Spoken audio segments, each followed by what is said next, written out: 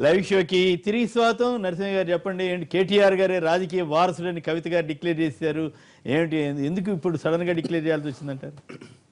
సరే, దీని ఏదో మనం వేరే ఆలోచనతో చూడాల్సినటువంటి అవసరం లేదు. కానీ హైదరాబాద్కు సంబంధించి అన్ని ఏరియాలకు సంబంధించి ఉన్నటువంటి పరిస్థితిని అధ్యయనం చేసి హైదరాబాద్లో ఉపాధి అవకాశాలకు ఐటీ ద్వారా వీటన్నిటికి సంబంధించి పెద్ద ఎత్తున అరవిరామంగా పనిచేయడంలో కేటీఆర్ పూర్తిగా నిమగ్నమై ఉన్నాడు.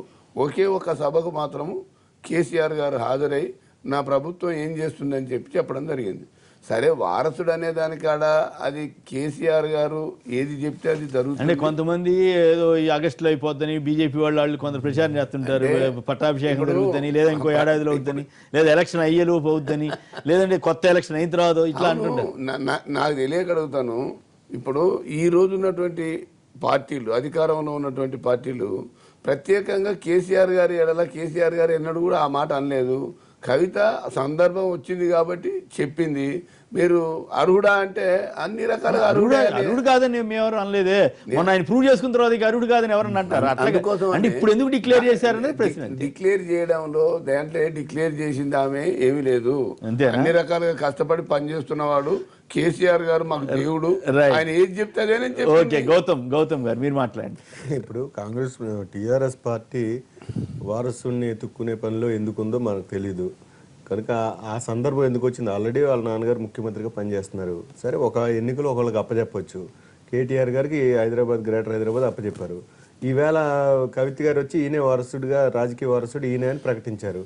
కనుక టీఆర్ఎస్ పార్టీ చర్చించుకోవాలి, నిజంగా ఆయనే వారసుడా, లేకపోతే కవిత గారు వారసుడా, లేకపోతే హరీష్ రావు వారసుడా, హరీష్ రావుని అక్కడ నారాయణ ఖేడ్కి ఎందుకు పంపించారు, మరి రాజకీయ వారసుడు అంటే కొడుకేనా, లేకపోతే మేనల్లుడు కాదా, లేకపోతే ఇతరులు ఎవరు కూతురే కాదా, ఇవన్నీ చర్చించుకోవాల్సింది వారు. మనం దాని మీద చెప్తాం. అట్లా కాదు కదా. అంటే ఇప్పుడు ఎందుకు ప్రకటించి ఉంటారు అనేది ఒక హింట్ ఇచ్చి ఉంటారు. ఇతరులు ఎవరినో అలాంటి ప్లేసుల్లో ఆలోచించుకోకుండా, ఆశలు పెట్టుకోకుండా ముందే ఒక హింట్ ఇచ్చి ఉంటారు. సో అందరూ ఫాల్ ఇన్ లైన్ కింద. ఇంకా రేపు కేసీఆర్ గారు పార్టీ అధ్యక్షుడు, ఆయన ఏది చెప్తే అది ఖచ్చితంగా అమలు అవుతుంది. సమర్థతను బట్టి కేసీఆర్ గారు ఆ విషయాలన్నింటినీ స్పష్టంగా తెలియజేస్తాడు. దానికి వ్యతిరేకత ఏం లేదు. వ్యతిరేకత లేదని మీరు చెప్తే కాదండి, వ్యతిరేకత ఉంది పార్టీలో కూడా ఎంతో మంది మాట్లాడట్లేదు. మీరు ఇదివరకు గట్టిగా మాట్లాడే వాళ్ళు ఛానల్లో కూడా సైలెంట్ అయిపోయారు. ఎందుకంటే అక్కడ ఉన్న డెమోక్రసీ ఏ విధంగా ఉంటుంది, డెమోక్రసీ అనేది అందరికీ తెలిసింది. కాబట్టి ఇంకా మనం ఎక్కువ మాట్లాడకూడదు. మన పద్ధతి మన ఏదో ఎంపీ కింద గెలిచాం, మనం సైలెంట్ గా ఉంటే సార్ భలేవారు. ఎప్పుడు మొత్తం పార్టీ తెలంగాణ గారు కూడా మాట్లాడలేని పరిస్థితి.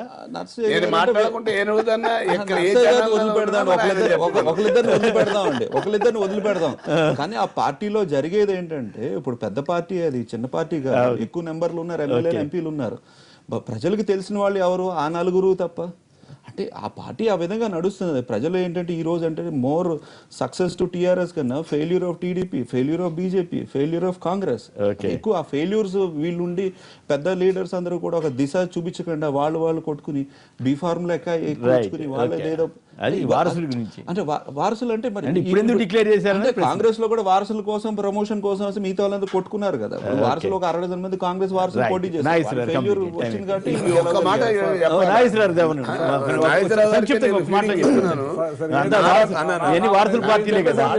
నేను అక్కడ చూశాను. నారా లోకేష్ కి సంబంధించి మాట్లాడినటువంటి మాటలు, సైకిల్ గుర్తును భూస్థాపితం చేయండి అని చెప్పేసి మాట ఆయన్నే మాట్లాడినాడు. అటువంటి తప్పుడు మాటలు ఎక్కడ మాట్లాడకుండా పూర్తి స్థాయిలో పార్టీని డిఫెండ్ చేయడంలో కేటీఆర్ గారు ముందున్నారు. సమర్థత తెలుస్తుంది కదా. ఇది ఆయన కేసీఆర్ గారు తెలివైన దాంట్లో ఇది ఒక అంతేనా. ఎందుకంటే ఇది ఎలా వదిలేస్తే నా తర్వాత ఎవరనేది 3-4 గ్రూపులు అవ్వకుండా కేటీఆర్ తర్వాత వారసుడు అనేది వస్తే కేటీఆర్ నెక్స్ట్ వారసుడు కాబట్టి ఎవరి పనులు వాళ్ళు ఉండి ఎవరి పనులు వాళ్ళు చేసుకుంటారు. ఆయన ఇచ్చేసారు. ఇది 100% కరెక్ట్. ఆ చేత గ్రూపులు లేకుండా ఎవరి పనులు చేసుకుంటారు. అందరికి ఇవ్వాల్సిన వాళ్ళందరికీ సంకేతం ఇచ్చేసి సంకేతం ఇచ్చేసారు కాబట్టి ఎవరి పని వాళ్ళు చేసుకుంటారు. దాని మీద ఇంకెవరికి ఆశ కలగదు. రైట్. మంచి విశ్లేషణ, అందులో మంచి విశ్లేషణ చెప్పారు నాగేశ్వరరావు. అందులో ఇబ్బంది ఉంది. ఎవరు అంటే కవిత గారితో ఇబ్బంది ఉంది. హరీష్ కవిత గారితో అలా అని కదా, అలా అని కదా. అందుకని ఆవిడ చేత కవిత గారితో ఇబ్బంది చెప్పించారు. అలా అని కదా. మీరు కొత్త ఫిట్టింగ్ అందుకని ఆవిడ చేత చెప్పించారు. అందుకని ఆవిడ చేత చెప్పించారు. కవిత గారితో అందుకని ఆవిడ చేత చెప్పించారు. ఇప్పుడు హరీష్ ఎలాగా పక్క ఊరికి పంపించారు. సో ఆయన ఎలాగా లైన్ లో లేరని ప్రజలందరికీ అర్థమైంది. జిహెచ్ఎంసీ లో ప్రజలందరికీ అర్థమైంది. కవిత చేత చెప్పించారు. మిగిలింది ఏంటంటే ఇంట్లో కవిత గారు కూడా హైదరాబాద్ లో తిరిగారు కాబట్టి ఆవిడ కోరుకు ఉండొచ్చు కాబట్టి ఆవిడ ఏదైనా అడుగుతాదేమో అని అక్కడ ఒక గ్రూప్ ఫామ్ అయ్యారు కవిత గారి చుట్టూ. అందుకని కవిత గారి చేత కేసీఆర్ గారు చెప్పలేదు. అది జ్యోతిషం కాదు, ఫ్యాక్ట్. అరే ఫ్యాక్ట్. కవిత గారి చేత ఎందుకు చెప్పించారు? కేసీఆర్ గారు చెప్పచ్చు, చెప్పచ్చు. కవిత గారితో ఎందుకు చెప్పించారు? మీరు కేసీఆర్ గారు చెబుతారు, ఒకప్పుడు ఎన్టీ రామారావు గారు బాలకృష్ణ వారసుడు అంటే పెద్ద గందరగోళం అయింది. అందుకనే ఇవన్నీ దృష్టిలో పెట్టుకుని సీనియర్ కాబట్టి తెలివైన వ్యక్తి కాబట్టి కవిత గారు పోటీ కాబట్టి కవిత గారితో చెప్పించారు. ఎవరు ఆశ లేకుండా సంకేతం ఇచ్చారన్న నాగేశ్వరరావు వాదన ఒక రకంగా కరెక్ట్ గా ఉందేమో. రైట్. ఏదైనా ఈ కార్యక్రమానికి వచ్చిన శ్రీధర్ గారు, అట్లాగే గౌతమ్ గారు, నోము నరసింహ గారు, అదేపల్లి మన కారుమూరి నాగేశ్వరరావు అందరికి కూడా ధన్యవాదాలు. ఇది నేటి వార్తా విశ్లేషణ కార్యక్రమం. నమస్కారం.